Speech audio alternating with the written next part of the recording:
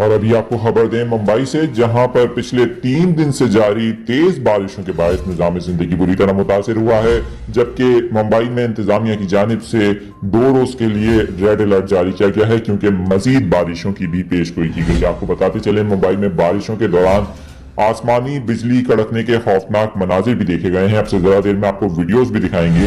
आपको बताते चलें कि मुंबई में 3 रोज के दौरान 400 मिलीमीटर से ज्यादा बारिश रिकॉर्ड की जा चुकी है, जबकि मजीद बारिश की भी पेशगोई की गई है। आसमानी बिजली गिरने के क्या खौफनाक मनाजिर थे और लोगों ने किस तरह इन मनाजिर को अपने कैमरों में महफूज किया, आपको भी दिखाते हैं।